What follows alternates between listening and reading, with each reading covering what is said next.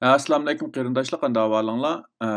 Men Amerikadan doktor Mehmet deyman. Men bugun mushu sirliq kasallik bo'lgan Havana sindromi to'g'risida ba'zi uchurlarni sizlar bilan o'rtoqlashmoqchi. Bu kasallik garchi biz bilan bak cho'ng munosabati bo'lmasmi va yoki bu dunyoda bak keng tarqalgan yoki bizga alohida tahdid ilib kelayotgan bir kasallik bo'lmasmi, biroq mushu dunyodagi yangiliklar yoki ajoyib ishlar qatorida bizning bilib qilishimiz muhim deb qaraganligimiz uchun bu vaqtda ba'zi izlanishlarimni sizlar bilan o'rtoqlashmoqchi, hammanglarning diqqat berishini umid qilaman. Agar diqqat qilgan bo'lsak, yaqinqi 1-2 hafta ichida mushu Amerikaninki diplomatlar orasida yuz bergan Havana sindromi to'g'risida jiddiy tekshirish ilib berayotganlik to'g'risidagi xabarlar ko'zimizga chiliqidi. Ya'ni Amerika mushu sirliq radio to'lqinlari energiyasi hujumi tufaylidan Kubadagi Amerikalik diplomatlarda kelib chiqqan meni zaxmisi ustida tekshirish ilib berayotgan bo'lib, bu kasallikninki yaqinda mushu Oqsaroy atrofida qaytadan yuz berishi bu jihatdagi tekshirish va insonlarning bu jihatga qiziqishini texmi oshirgan bo'lib, mutaxassislarninki qarashicha bu xil hujumlar Kuba, Rossiya va Xitoyda markaz qilib yuz bergan bo'lib, yaqinda mushu Amerikaninki tuproq ichida yana Oqsaroy atrofida yuz bergan. Shunglashqa mayli Pentagon bo'lsin va Amerikaninki munosabatlik axborot o'rinlari bo'lsin, bu haqda tekshirish ilib berishni kuchaytgan. Shunglashqa men bu Havana sindromi degan qandaq bir kasal degan mushu sog'lomlikqa munosabatlik taraflar to'g'risida biroz izlanib ba'zi uchurlarga ega bo'ldim. Men tövəndə bu uchurlarni qarindoshlar bilan o'rtoqlashmoqchi. Undaqda bu Havana sindromi degan qandaq bir kasallik deganda, bu kasallikni dastlabida ya'ni Amerika va Kanadaning Kubaning poytaxti Havanada turishliq bosh elchixonasi xodimlari 2016-yilning oxirida doklad qilgan bo'lib, u bir yurish sirliq kasallik alomatlarini o'z ichiga oladi. Mutaxassislarninki qarashicha bu kasalliklar büyük ehtimollikda mikrodolqin quroli ta'siridan kelib chiqqan bo'lishi mumkin ekan.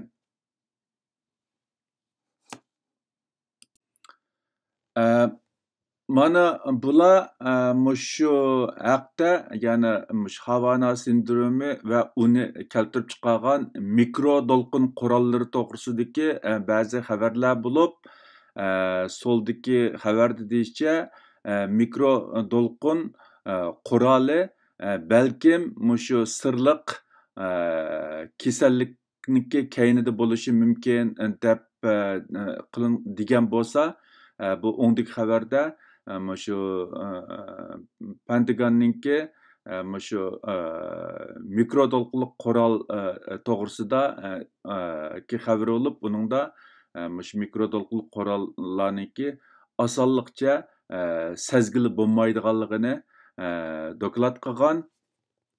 Agar qarindoshlar qiziqsa, mushu so'zliklarni kirgizib Google'dan izlab baqsa, bu xabarniki asli nusxasi to'liq teksti bor, ko'rib baqsanglar bo'ldi.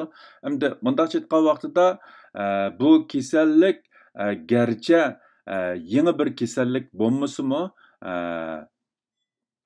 bu yaqinqi bir necha yil davomida aniq javobga erishilmagan bir sirliq bir kasallik bo'lganligi ham qayta bir qism kishilarda bo'libmi bak Amerikaning yuqori darajalik diplomatlarda markaz qilib ko'rilganlik uchun insonlarningki alohida diqqatini qo'zg'agan.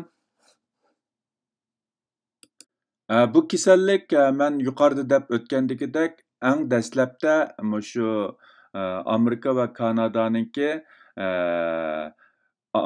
Kubada turishliq elchixonasidagi xodimlarda ko'rilib, shu xodimlar tarafidan doklad qilingan. Undan keyin 2018-yili Amerikaninki Guangzhou shahrida turishliq konsulxonasidagi xodimlardimi shu xildagi kasallik alomatlari ko'rilgan. Undaqda bu Havana sindromininki qandaq kasallik alomatlari bor degan vaqtida u asosliqi shu miya zaxmiga uchrash sababidan kelib chiqqan bosh qiyish, tangpungliqni yo'qotish, anglash va as tutish iqtidori tovanlab ketish, anandan psixika ro'yi jihatda tashvishlanish va tonish, g'uvalish degandagidek kasallik alomatlarini o'z ichiga oladi. Bu asosliqi shu ovoz to'lqinlari yoki radio to'lqinlarininki miyaga keltirib chiqargan zaxmisi tufaylidan kelib chiqqan kasallik alomatlari hamda hozir qadar buninki aniq sabablari aniqlanmaganligi uchun buni hozircha sirliq kasallik yoki shu Havana sindromi deb atab kelgan. Bu vaqtda izlanishlar yanada davomlashmoqda. Bumu shu Havana sindromi va uni keltirib chiqargan shu mikroto'lqin qurollari to'g'risidagi xabarlar bo'lib, ba'zilarninki qarashicha bu xil ahvol 90-yillardan tortib boshlangan ekan, lekin u vaqtlarda bu kasallikni bu shu Amerika diplomatlariga qartilgan va shu mikroto'lqin qurollari bilan munosabatlik deb qaramag'achqa kishilarninki diqqat berishdan saqit bo'lib ketgan. Shu 2016-2017 yillari shu Kubaning poytaxti Havanadagi Amerika va Kanada diplomatlarida yuz bergandan keyin, anandan keyin kishilar bu kasallikka nisbatan qaytadan tonib, uningga nisbatan ba'zi tekshirishlarni ilib berishga başlagan.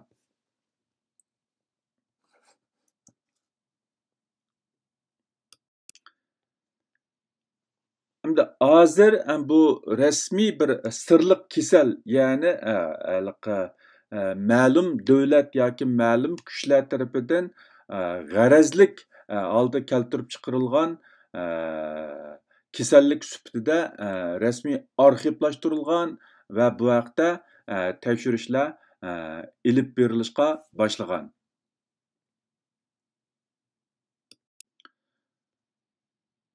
Undaqda bu Havana sindromi qandaq paydo bo'lgan yoki qaysi davlatlar bu kasallikni keynida degan vaqtida hozirgi tekshirishlarninki natijasiga asoslangan vaqtida asosan bu nima shuning keynidagi kuch yoki davlat Rossiyaga markazlashgan, ya'ni Rossiyaninki shu mikroto'lqinli qurollar bilan Amerika diplomatlarga bo'libmi shu Kuba, Xitoydagi Amerika diplomatlarga hujum qilish sababidan kelib chiqqan deb qaralmoqda. Bu haqda shu Amerikaning istixborot organlarininki farzimi shu Rossiyani ko'rsatmoqda. Bu shu to'g'risidagi xabar. Undan boshqa shu Pentagonninki mutaxassislarimi bu kasallikki keynida shu Rusiya bor deb qaramoqda hozir.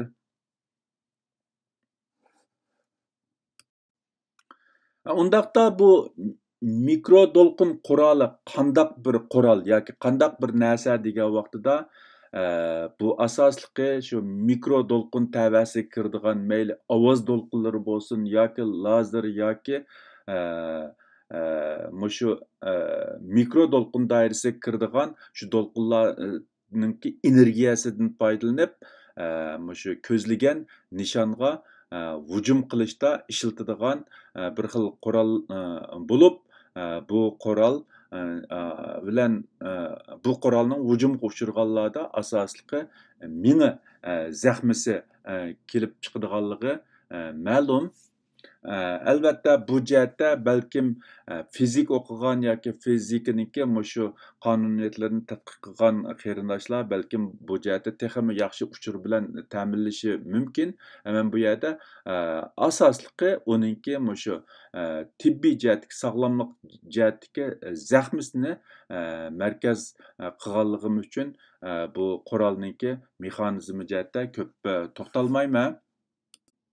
Undaqda bu xil qurol yoki bu xil texnika qaysi davlatlarda bor degan vaqtida hozir hamda asosliqi shu Amerika, Rossiya, Xitoy qatorliq bir necha davlatlarniki bu xil texnika yoki bu xil qurolga ega ekanligi ma'lum. Hamda bu hozir qadar yuz bergan zaxma asosliqi Amerika diplomatlari ichida yuz berganligi uchun albatta bu Amerika tarafdan qilingan deb qaralmaydi. Şunlaşqa buningki hozir qadar tekshirib aniqlagan ba'zi uchurlarga qaragan vaqtida garchi buning keynida Rossiya bor deb faraz qilinsimi, lekin Xitoyning bo'lish ehtimolligimi nihoyatda yuqori bo'libmi bak bu Amerika diplomatlarga qilingan bu hujum asosliqi Kuba bilan Xitoyninki, ya'ni Guangzhou shahrida markaz qilib yuz bergan. Yaqinda mushu Amerikaning poytaxtidami ba'zi kishilarda, ya'ni yuqori darajalik amaldorlarda shu xildagi kasal alomatlarniki ko'rilganligi o'tirg'a chiqmoqda.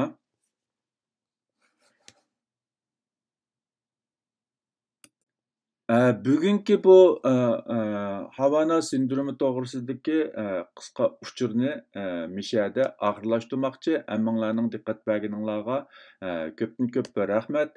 Endi men dastlabda degandagidek bu bir keng doirada tarqalgan bir xil kasallik yoki bo'lmasa biz bilan bevosita munosabatlik bir kasallik bo'lmasmi, biroq u mushu hozirgi biz yashayotgan davrda yuz berayotgan ba'zi sirliq masalalar bo'lganligi uchun ham bo'libmi bak bu kasallikning keynida Rossiya bilan Xitoy bo'lish ehtimoli bo'lganligi uchun bizning bilib qilishimiz muhim deb qaradim. Shu sababdan qarindoshlar bilan o'rtoqlashib o'tdim. Hammanglarning diqqat berganingizga ko'pdan ko'p rahmat. Xayr xo'sh, Xudoga omonat. Kelaqtim ko'rishaylik.